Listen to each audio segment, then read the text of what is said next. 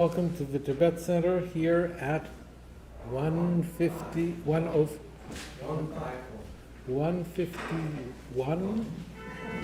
West 30th Street, 3rd floor.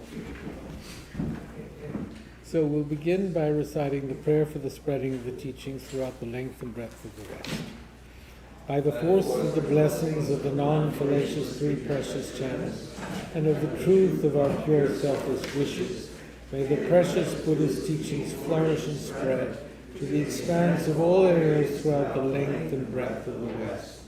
For all the people living there, together with their dear ones, who have engaged in the teachings and have faith and respect for them, may all conditions adverse to their practice of the pure Dharma be dispelled, and the next collection of favorable conditions increase like the waxing, and especially for those who work on methods to accomplish the flourishing and spreading of the victorious one's teachings, which are the source of benefit and happiness. May they never be oppressed by masses of interference and adverse conditions, and may they spontaneously happen just as we have hoped and wished. Thus have I heard once, the Blessed One was dwelling in the royal domain of the Vulture Peak Mountain, together with a big gathering of great monks and great bodhisattvas. At that time, the Blessed One entered the samadhi which examines the dharmas called profound illumination. And at the same time, noble Avalokiteshvara, the Bodhisattva, looking at the profound practice of transcendent knowledge, saw the five skandhas and their natural emptiness. Then, through the inspiration of the Buddha, Venerable Shariputra said to Avalokiteshvara, "How should those noble ones learn who wish to follow the profound practice of transcendent knowledge?" And Avalokiteshvara answered, "Venerable Shariputra, whoever wishes to follow the profound practice of transcendent knowledge should look at it like this, seeing the five skandhas and their natural emptiness. Form is empty, emptiness itself is form. Emptiness is not separate from form. Form is not separate from emptiness. In the same way, feeling, discriminating awareness, compositional factors, and consciousness are empty. Thus all the dharmas are empty and have no characteristics.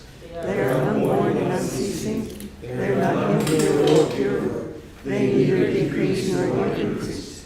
Therefore, since there is emptiness, there is no form, no feeling, no discriminating awareness, no compositional factors, no consciousness, no eye, no ear, no nose, no tongue, no body, no mind, no appearance, no sound, no smell, no taste, no sensation, no objects of mind, no quality of sight, no quality of hearing, no quality of smelling, no quality of tasting, no quality of sensing, no quality of thought, no quality of mind consciousness. There are no downs from ignorance to old age and death, nor their wearing out. There is no suffering, no cause of suffering, no ending of suffering, and no path, no wisdom, no attainment, no non-attainment.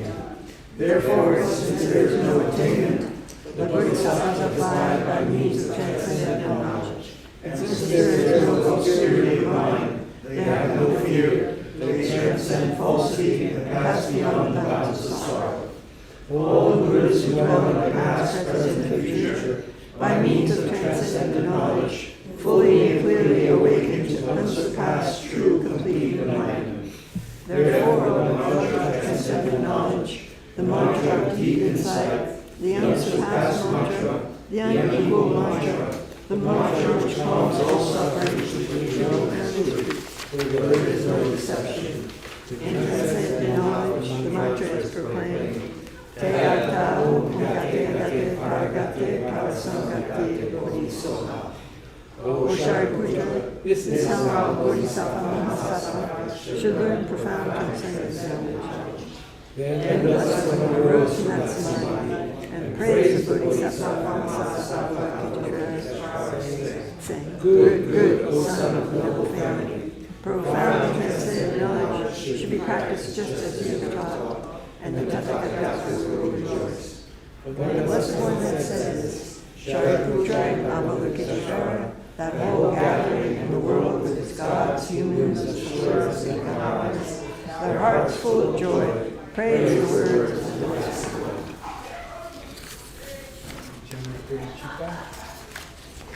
With the wish to free all beings, I shall always go for refuge to the Buddha, Dharma, and Sangha, until I reach full enlightenment. Inspired by wisdom and compassion, today in Buddha's presence, I generate a mind intent on full awakening for the benefit of all sentient beings. As long as space endures, as long as sentient beings remain, until then may I too remain to dispel the miseries of the world.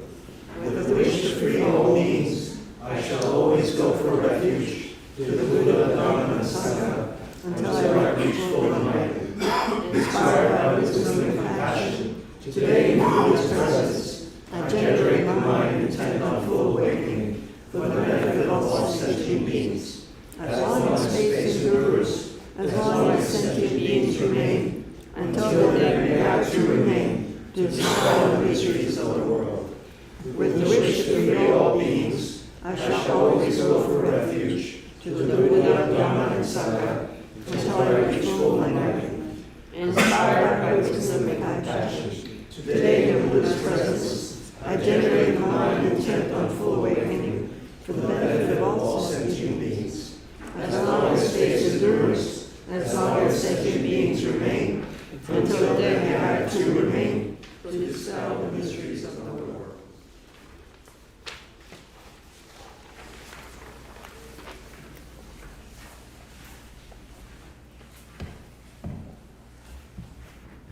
So I think last week we discussed homework. Does anyone remember what the... Sorry?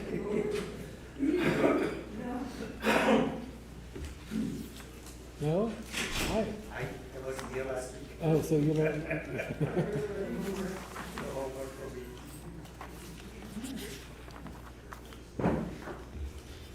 Do you remember the homework from last week?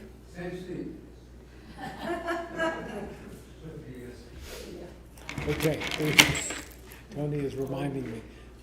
1 Rosary of Om Mani Padme Hum. So, as you recite Om Mani Padme Hum, you are thinking of developing the wish to remove the suffering of others. And as I think I said in New Jersey, you can, as you do so, you can imagine that you are absorbing, that you are taking on the suffering of all others in the form of dark soot. And you can think of, at your heart, you can think of a flame of self-cherishing. And the soot diminishes the intensity of the flame. As you breathe in, you are extinguishing that flame of self-cherishing. And as you breathe out, you can breathe out all your virtue, all the goodness that you've accumulated over incalculable past lifetimes, and you are offering all that good to others. So if we really think about what compassion is, it is developing this wish to remove the suffering of others. And if we really wish to remove the suffering of others, we should be willing to even assume it. Now, it's not that we're taking on the pains of others. We are taking them on as a way of diminishing our self-cherishing. And we also wish to provide others with happiness. And so we can think of providing them with all of our virtuous past actions, all of our virtue, all of our merit. So think of, as you say, Om Mani Padme Hum, think of breathing in. Now, don't worry, you're not going to take on the suffering of others and experience pain, but we will only suffer as a result of our own past actions, of our own karma. So we are developing that wish to assume it, and we visualize assuming it, and we are working at developing the wish to provide happiness to others, and we visualize doing so. as we recite Om Mani Padme Hum. Om Mani Padme Hum, Om Mani Padme Hum, Om Mani Padme Hum.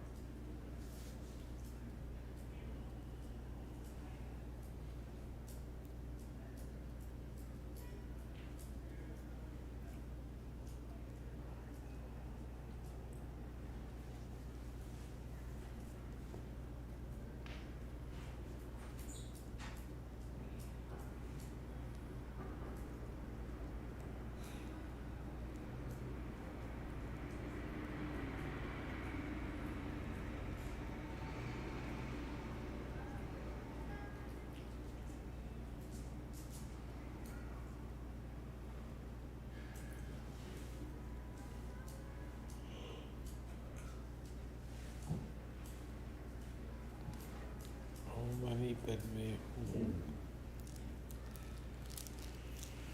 So it's important to remember that the source of all our suffering, the source of all our unhappiness, the source of all our difficulties is our self-cherishing. So when we do this visualization, where we are extinguishing the flame of self-cherishing by assuming the suffering of others, we should really acknowledge that self-cherishing is the source of all our difficulties, is the poison at our core. And the whole Buddhist path of working to recognize and to more clearly realize emptiness is to recognize and more clearly realize the emptiness of self, the emptiness of any kind of inherently existent me. And so this exercise works towards diminishing that self-cherishing, that grasping at a sense of self, wishing to please that self, which is what, when we wish for something, when we want things to go a certain way, when we, all of the ambition, all the things that we engage in life for ourselves, the pursuit of pleasures, all of those are are strengthening, enforcing, reinforcing this sense of self, which is the essence or the main cause of all our difficulties. So that's really something to think about. And this visualization helps us actually use this time when we're reciting something like Om Mani Padme Hum to think about it. Okay. We had arrived, and the homework that I was referring to before was to contemplate the last, where we left off last, which was with this sentence on page 41, the last sentence in the first paragraph. It also becomes apparent that our every action, our every deed, word, and thought, no matter how slight or inconsequential it may seem, has an implication not only for ourselves, but for all others. So the homework was to really think about the ways in which our actions affect the whole world around us and affect all others. So, starting from there, so does anyone, did you do your homework? Does anyone have anything to say about that? Is that something that In fact, that he says thought is a big thing, not just your actions and words, but what's going on internally, points that out. It has an implication for others. our every action, our every deed, thought, And thought. word and thought, is fluid. no matter how slight or inconsequential it may seem, yeah? It's all fluid. Well, it's more than fluid. It's that your actions, that my actions, have some influence. That the most inconsequential seeming action has some effect on the whole universe. So there's a negative aspect to that. Anything negative we do has an effect on the whole universe, and every effort we make towards virtue has a positive effect. Now, that's it's a rather wonderful thing to think about, and something as inconsequential, His Holiness the Dalai Lama often says, as smiling has an effect, has an implication, not only for ourselves, but for all others. The only one I struggle to see is, I can see how thought, like even an inconsequential thought can become a thought that repeats and comes back. But I also remember from earlier class this year where Tony was saying about how if you have a silly, negative thought or whatever, it's just a thought. Let it go. Don't dwell on it. Oh, I had this bad thought about this person or that person. That it's just a thought. You didn't take action on it. Doesn't matter.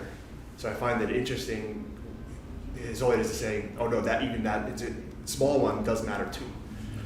Well, I mean, I think that what Tony was saying was don't get hung up on those. Right. Move on. But do acknowledge, I mean, it's important to realize that those little negative attitudes do have an effect. It can change your mood. Slippery slope, right? Not just your mood, Everyone. all others. Yeah.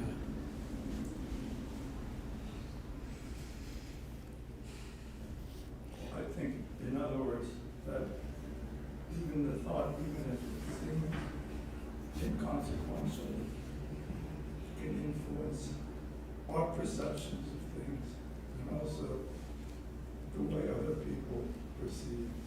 In other words, the thoughts get translated somehow into whether it's an action or a deed or whatever, but it's they affect our perception of it.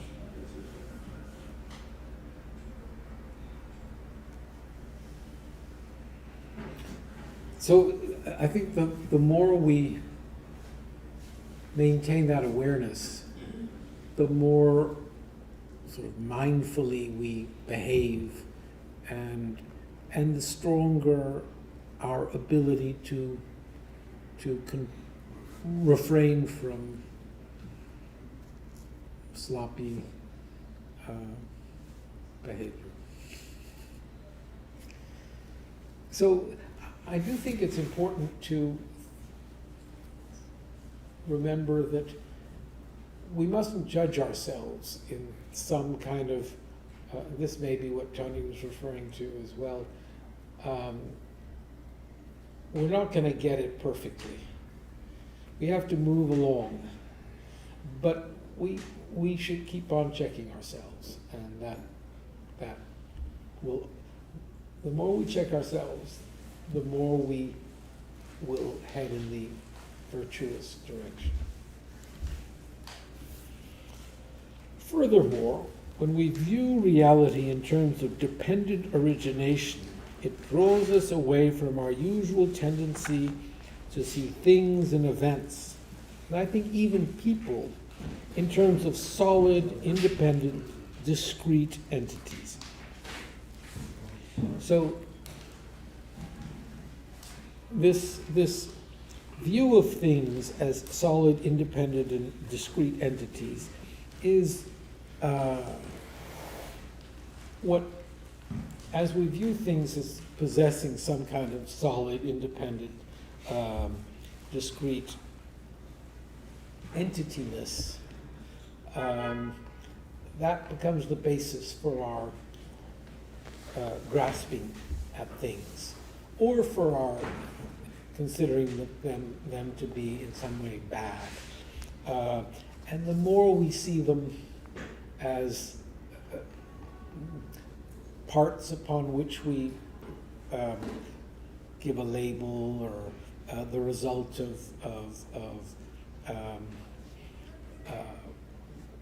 being produced, the result of causes, the result or the accumulation of parts.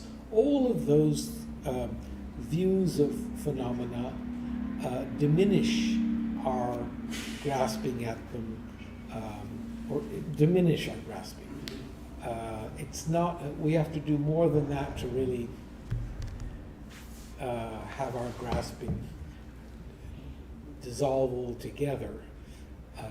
But the more we do that, the more we will diminish our grasping at things. And again, when I say the more we dissolve our grasping at things, it's important to recognize that our grasping at things is a cause of suffering. Now, all right, I'd love to hear your thoughts on that. It's a very Buddhist idea to say, attachment, grasping leads to suffering. How do you view that? It's discouraging. Explain. Well, we are compelled to try to grasp these truths because this is the way we realize, attain highest No, but realization. that's not grasping. That's not grasping. These truths we're not grasping. Well, aren't we trying to? No, we're working at developing. It's grasping is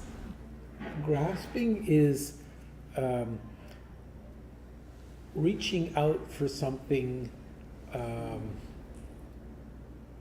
and part of it is reaching out for something that we identify as possessing some kind of independent quality of existence, and we wish it for ourselves. Yes, well, I'm grasping for a realization of non-inherent existence. Go for it. I hereby grant you whatever. All right, so I see where you're, I see that the aspect of possessiveness or wanting to possess is part of that motivation. But isn't that essential for us to keep going? I think I can. If you identify what your goal is, which is to arrive at a point where you are not, if you recognize that attachment leads to unhappiness or suffering, and if your goal is to diminish your grasping at things because it is the cause of unhappiness, in that light, the pursuit of that goal is not a grasping. It's maybe the antithesis of grasping. It's What's the motivation there then, if it's not grasping? I think that along with grasping is a sense of a me that grasps. And what we're trying to do is recognize that there is no me, is to diminish this this grasping at a sense of me. Anyone else? Yes, sir. What do you think about, it occurred to me, but, you know, when you talk about solid, independent, and discrete entities, Yeah. is this something that you would associate with what people are, when they say they're being objective, and that they're being, and materialistic too, are basically supposedly things, you know, they deal with things Mm-hmm. that, and I think actually, what Leslie was saying is that, you know, you want, but this enlightenment, it's not, you can't really think of it as a thing, exactly that you grasp, like, you know, but I was just wondering what you, is, in other words. Those three qualities: solid, independent, and discrete. Is that what you're? Yeah, would you call that, in other words, is that what we would otherwise term as being, some people say, oh, I'm just being objective, I'm examining the facts, supposedly. Or I'm you know, or I'm a materialist, and, you know, I know that there's a stake here, and that's real. And so, you know, it has these physical qualities, and, you know, whatever it is, it raises money. And so that we think that we know exactly what it is. But in fact, I don't know, is this trying to say that those things are not really, when we think of reality in terms of dependent origination, then you draw us away from that tendency to objectify things like that. Mm-hmm. Mm-hmm. Yes. So, in other words, The point of seeing things as being dependently arisen is to diminish our tendency to see things as being solid and independent. Yes. And So I think many people consider that to be rational, or that's objective, or that's based on things that are facts, that are independently verifiable. what does? Well, a kind of thinking, you know, like, this is based, well, on, for instance,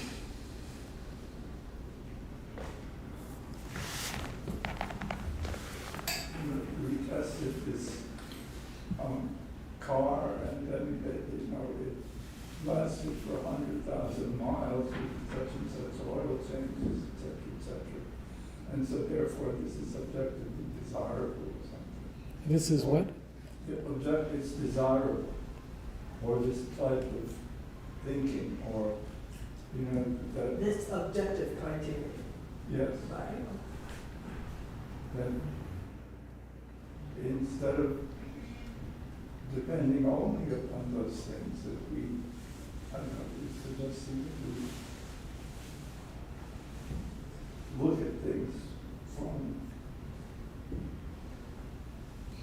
in terms of their relationship to others. To their parts. Yeah. Let's take their parts, see them as the result of having been manufactured, that they are, you know, the product of however many steps you want to go back, labor, parts, nature, whatever. And the more we see things as products, the less we see them as having this sort of inherent wonder, this quality that we develop attachment to. So there are different ways in which we, as we've discussed before, we view things as lacking inherent or intrinsic nature. And we've just been discussing that things are caused. Things that are products are produced from causes, right? And then you have things being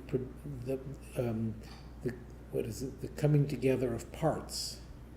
And then there are things that exist, but we come to recognize that something exists. This watch before me has a bunch of parts, which all together, working in a certain way, we call a watch. And we can think that because all those parts that come together and perform the function of a watch, that makes it a watch. And then we can say, and that it therefore possesses some kind of watchness, that watchness is there as a result of having put all the parts together in a certain way and having it function and work as a watch. Since it was made in the swatch factory, it's a swatch. It possesses swatchness. Then you can say, whoa, wait a minute. Show me the swatchness. How can there be a quality of swatchness that is in addition to all those parts, which, when put together, we call a swatch? How can there exist some element of intrinsic existence beyond the parts that function a certain way? And since it was made in the swatch factory, they put the name swatch on it. How could there be a swatchness to it? Where is that swatchness? You said that about pens, though. There's a penness about pens. No, I've said, is there a penness? Oh, about is pen? there a pen? Is there a swatchness in this swatch? Just watch out. Is there? You were the first person I ever think I saw wearing a swatch. And now it's gone. Uh-oh. It's a long time ago.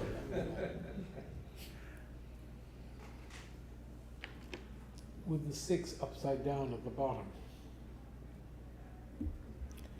Obviously depends upon, it might have to do something with, first of all, your perception of it. Is it a perception that someone has that, or is it something that you intend that I am a marketing person? So the marketing person says, let's cultivate a cult of swatchness. Yes, those Swiss, they say, we're going to milk this one for swatchness. We're going to get as much swatchness in there as we can. Pure with swatchness. So again, I've said, you have a bunch of parts made in a particular factory in a certain way, and the name of the factory is put there, and it works. Does that process bring to it a quality of swatchness? I think it does. You think it does? I mean, when I think about espresso coffee and how great it is, it's like, I know. I mean, Tony bows down I before. know, but I mean, I sense, even though I know it's parts and there's not something with the best, but the way that you're asking it, to me, it feels like there is a quality by the parts that are assembled. Not by you, not by you designating, but by the parts So themselves. by the parts themselves and in their combination. So there you have, when you make coffee, you have the coffee beans, and then you grind them. If you go into it really, you get them perfectly ground in a certain way. You push the water through at a certain pressure. It comes through, and you have that perfect, what is it, crema on the top, and does it possess espresso-ness? Possess espresso. I mean, I just think that it possesses when you use the word quality, to me, it does have a quality, but I know that's the wrong answer. So when you put all the parts together really well, you get a better cup of coffee than if you do it sloppily and yes, okay. And is there a point where it actually gets to be coffiness that exists from its own side, separate No, from all it that? doesn't exist from its own. She says no. You're sticking to your yes? In ignorance, yes. Even though I know it's the wrong answer, but it's just, I don't understand. In the context is only, but in general. Yeah. I mean, I know it's not supposed to have intrinsic, I know it's not supposed to have its own existence because it's made up of. No, but parts. we mustn't accept this just because I know, yeah. we have to really come to say, wait a minute. These parts of the swatch, when they're all put together perfectly, when everything is really just right, there's a good running watch there. But it's not that there's watchness. The watchness element doesn't exist. It's simply, if I say it's a good watch, it is I who, based on all those parts functioning well, say, oh, it's a good watch. Or it's not a good watch, or whatever it is. But there's no inherent, the lack of quality or the possession of quality that in addition to the actual parts upon which there's nothing more. It exists by imputation. What we're talking about, we're talking about the imputing process. We're talking about, what does it exist by imputation mean? The evaluation, the evaluative quality of it, is that what you're saying? The way that we evaluate? Yes, and we have to remember that we are evaluating, that value, that quality is not inherent in it. It's just a bunch of parts. There is not an it. There are a bunch of parts which I attribute it to. And if they're well done, They're that way, but I say that I assign a quality. Mhm. Okay. Are you saying that that's the thing we grasp at? Supposed watchness or talkingness? So as soon as we have made a judgment, as soon as we have determined something, there is a quality of that determination which appears to us. And that appearance is an appearance of inherent existence, Which is flawed. which doesn't exist.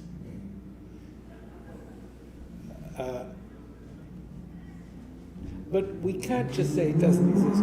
We have to figure it out. We have to figure that out. We have to figure out that it cannot exist. If not, we're just accepting a concept, which is, blind faith. We have to really think about this. We have to think about it in respect to all the phenomena that we view. When we hear music, we have to say, "Oh, that's really beautiful music." It really. There was a show of what is he called? Fra Angelico, the painter, in Florence, and a friend of mine went to see it and said, those paintings are so beautiful. Don't you think that they have a quality of holiness, that they're in them, they possess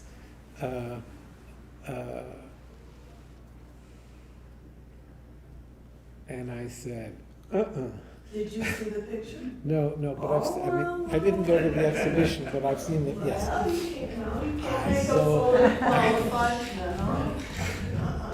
I saw a photograph taken with an No, iPhone. no photograph.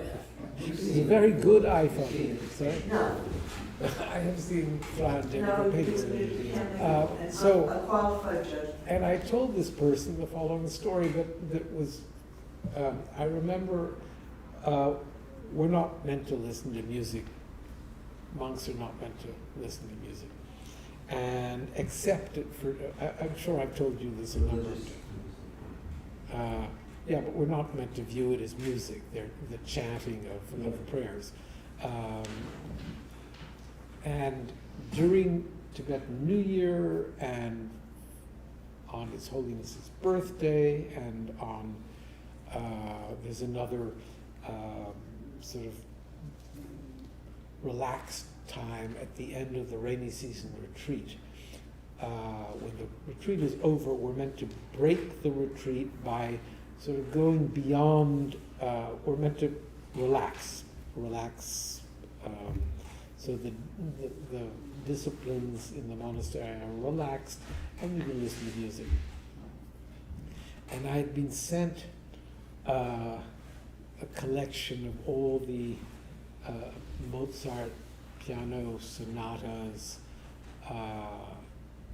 and I had these, and I was also sent a maroon tape player, cassette player.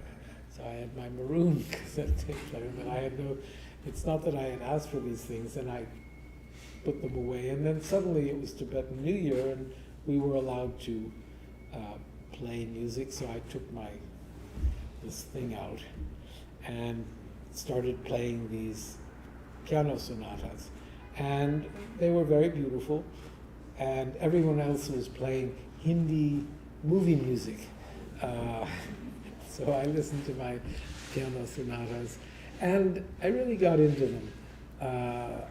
And there was one that was so, it really seemed to possess perfection. It was just right in every way. And a friend of mine came to visit me, one of the monks from another house came to say hello and Happy New Year, and I said, listen to this. Young Tibetan, very fine scholar, bright. I said, what do you think of this?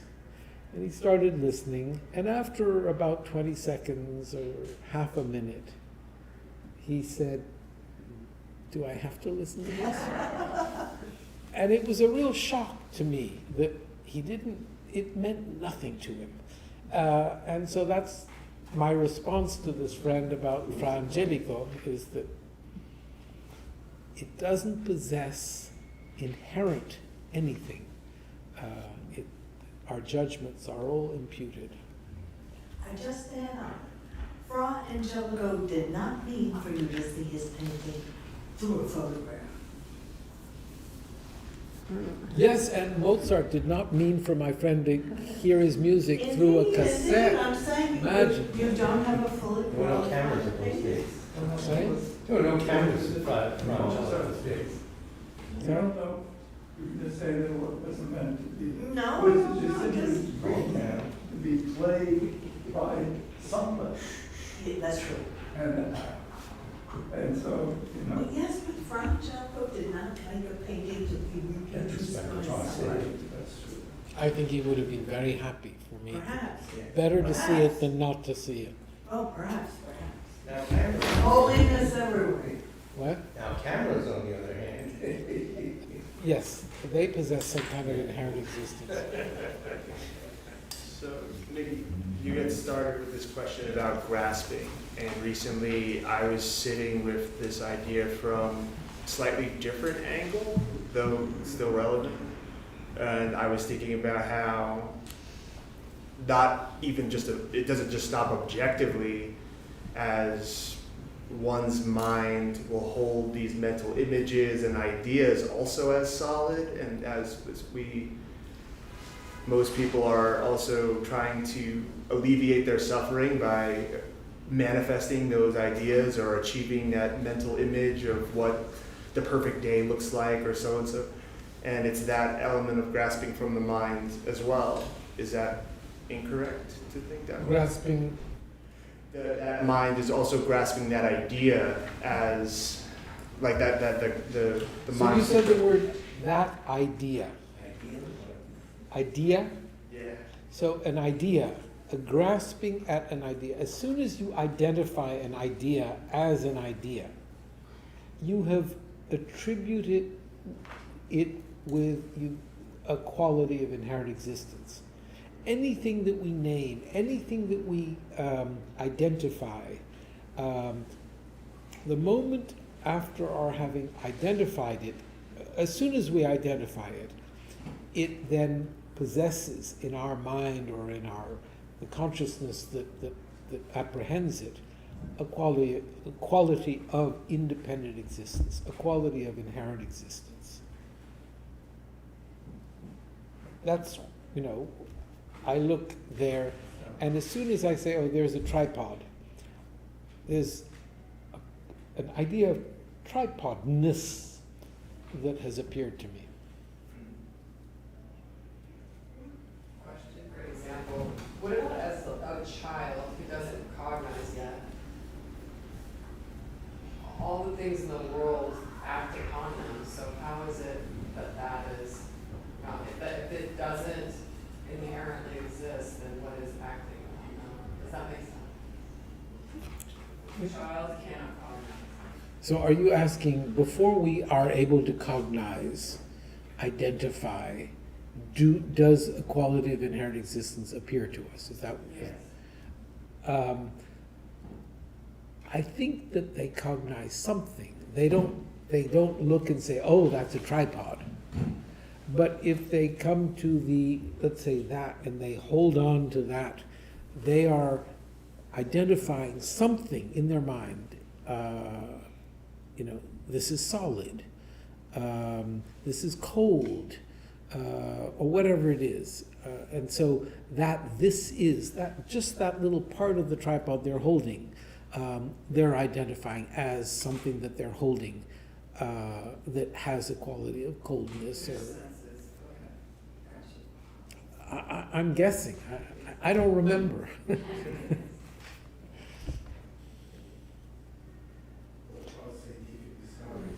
Sorry? But about science? Yeah.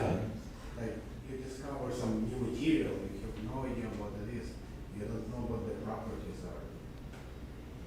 So here again, I'm out of my, depth in terms of really being able to say what a scientist says. But I think that if a scientist is breaking down, whatever the molecular or atomic structure of something, and then identifies some particle and says that is whatever, as soon as he or she attributes some identity or some independent quality to a certain particle, he or she is viewing that as possessing some kind of independent existence. That whole process has led them to do that. That's what we're trying to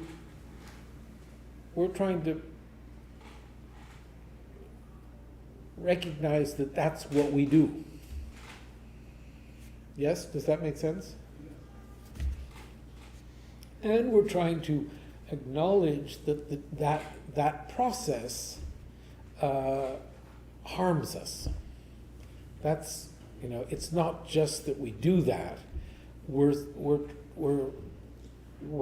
actually here saying that if we counter that tendency, if we see through it, if instead of saying this is a watch that possesses watchness, if we say this is a bunch of parts and I'm simply viewing them, we are all agreeing that these parts put together in this way is a watch. We have diminished the basis for attachment or aversion. Attachment and aversion causing us suffering.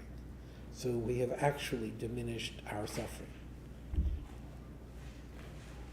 Yeah, you're meant to disagree. You're meant to say. Well, what if we say there's actually nothing there? You're denying I'm denying the existence of the watch, yes.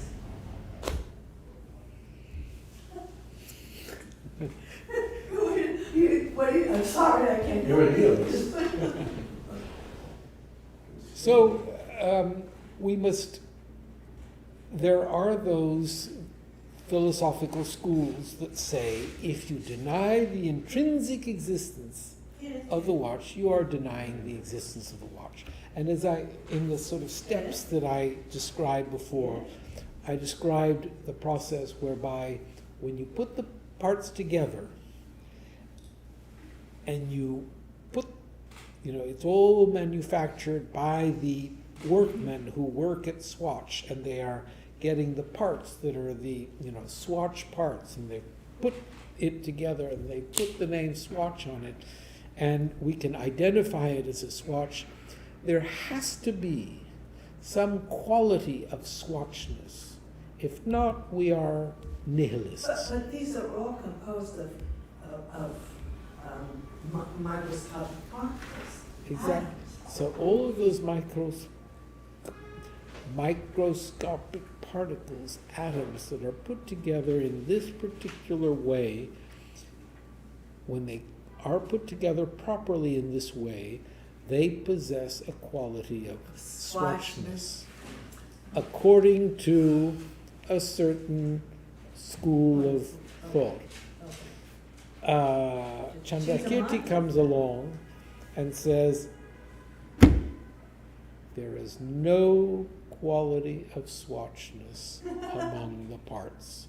There cannot, the quality of Swatchness is your imputation on those parts. It's not something that exists from the side of the... And, we're dwelling on this tonight. This is the essence of Buddhism.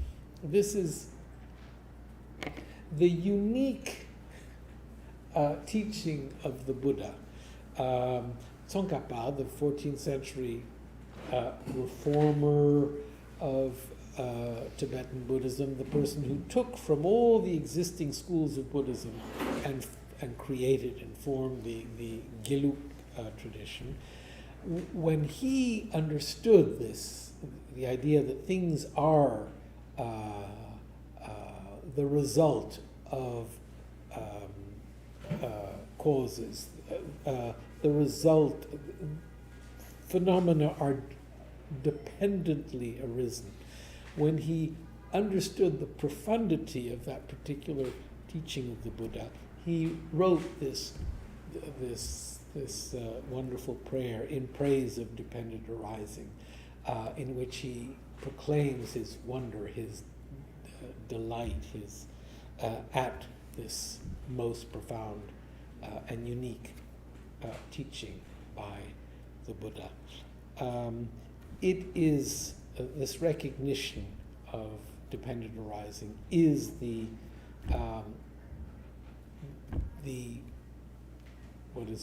secret to liberation, the secret to happiness, the secret to freedom from all our suffering. It is, and as the consciousness that realizes this emptiness of inherent existence becomes more and more subtle, we go up the ladder of the steps that lead to the full omniscience of the Buddha.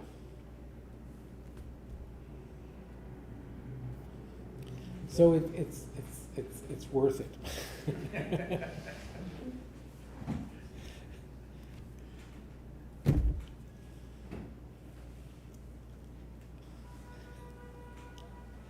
On that note,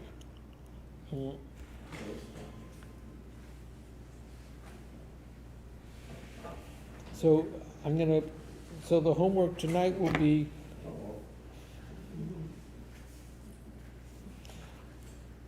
even our most cherished selves must be considered not to exist in the way we normally assume.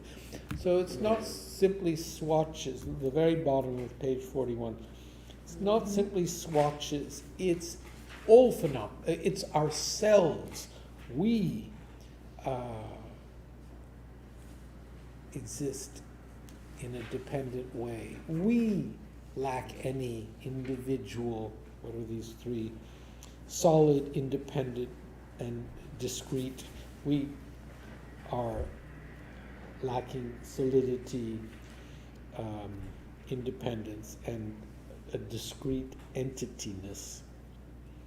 So do consider that. Do think about that. But then this whole Swatch business is bogus. There's There's no swatchness this You time. want to defend the Swatch Company? Here we have a Swiss gentleman who will. Paid for my school Paid for my education. Oh, certainly. And he was on time. That's a wonderful thing. But that does not make it something inherently existent. On page 41, according to page 41, Yeah, there is no swatchness. that's correct. You are right. So I've done my homework already. You know, you have to view the way in which that applies to yourself. You. Is there any Leslie-ness? You can ask your husband as well. Children and I. So, We got one name from Jane, right? Yeah, almost. Rob has a name. Good. I got get bigger person.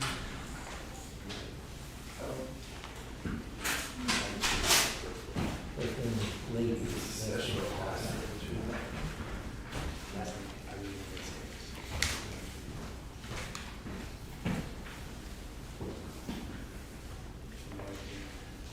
can we say prayers for Bing and Ching's mother who is in the hospital? Oh. And Shiva Baum and Sid Croft. What's her name? What's Bing and Chin's mother's Well, name? we don't say correctly. Mrs. Huang. Let's call her Mrs. Huang. Oh, We got sticking I'm sorry.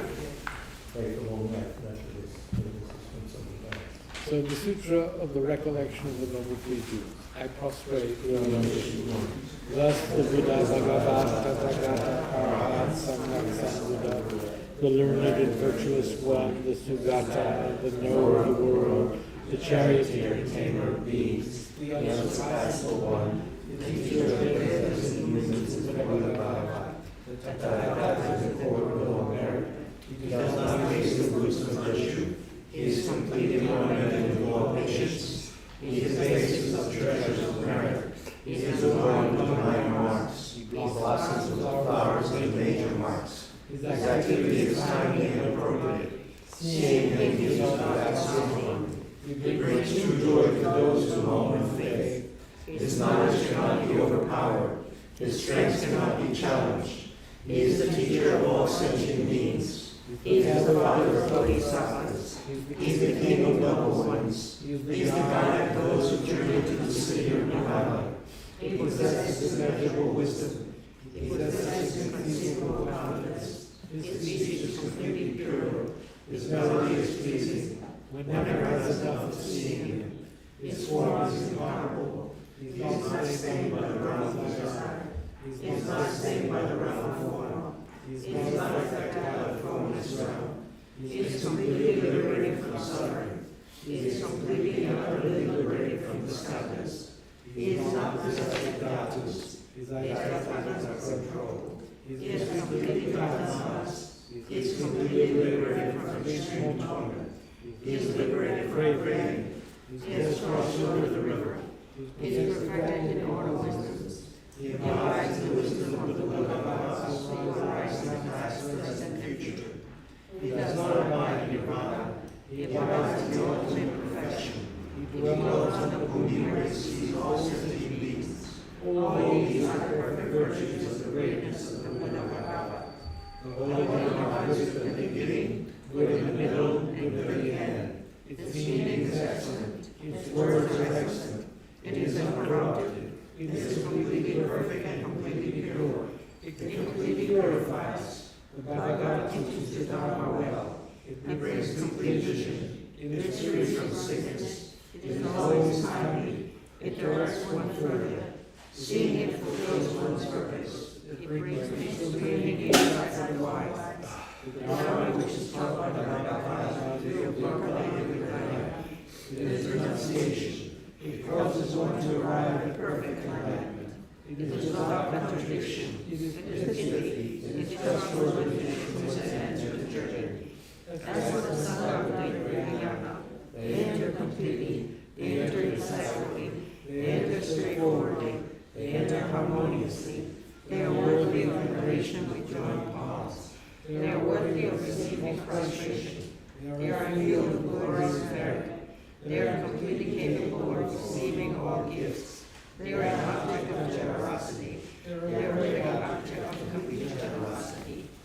Protect those who possess great kindness, the omniscient teacher, the base devotion of merit and virtue. I prostrate to the God. Hear the cause of freedom and compassion. Virtue is liberated from the lower laws. This alone is the supreme ultimate truth. I prostrate to the Dharma which is peace. Having been liberated, they show that liberation. They are fully dedicated to the disciplines. They are wholly filled with merit and possess virtue. I prostrate to the Sangha. I prostrate to the Buddha, the leader. I prostrate to the Dharma, the protector. I prostrate to the Sangha community. I prostrate respectfully and always to these three. The Buddha's virtues are inconceivable. The Dharma's virtues are inconceivable. The Sangha's virtues are inconceivable. Having faith in these inconceivables, therefore the virtues are inconceivable. May they be one completely near God. Now let's read the 8 verses on training the mind. With the determination to accomplish the highest welfare of all sentient beings, whose capacity and which strength we hold, I will learn to hold them supremely dear. Whenever I associate with others, I will learn to think of myself as the lowest amongst all, and respectfully hold others to be supreme from the very depths of my heart. In all actions, I will learn to search into my mind, and as soon as a disturbing emotion arises, endangering myself and others, I will firmly face and avert it. I will learn to cherish the nature beings and those oppressed by strong disease and sufferings, as if I found progress when others have found us and treat me badly, with abuse, slander, and so on. I will learn to take all loss and comfortably to them. When one I benefited with great hope, unreasonably hurts me very badly, I will learn to view that person as an excellent spiritual guide. In short, I will learn to offer to everyone without exception all help and happiness directly and indirectly, and respectfully take upon myself all harm and suffering of others. I will learn to follow the practices undefiled by the things of being working concerns, and by understanding all phenomena as illusions, be released from the bondage of action. prayer for a swift return. Exalted wisdom of all victors gathered in a drop, sole refuge manifested in form of one Mary saffron rose. Guru Losa please pray us here today that our prayers may be fulfilled. We beseech the great torch of doctrine, accomplishing from long ago the vast ways of aspirational prayers. Lord, beseech us the victor Losa's teachings, spreading them to the ends of the earth by means of expectation and Christ. Though holding the commitment, I will invite all beings to be my guests in unsurpassed great awakening. Yet you have withdrawn the activities of one body to serve the welfare of others. Is that the way supreme among beings of Lord Self? Though impossible for you to separate existence and to abandon your commitment to liberate all beings, we beseech the Yosan and Pakaya to swiftly return from Rome to Dhammakaya, brought forth by the Bodhisattva drawn by the 7 seas. Having reached the far limits of scholarship, religious life, and goodness, please come swiftly as an unrivaled reincarnation, full aware of the sage teachings, and wish of living rule. Return as the glory of the Rasan Tempe. May witness the truth of the 3 precious jewels, Mahakaya, Pramayama, and Shuri, and the ocean of Dharma protectors. May you spontaneously fulfill our wish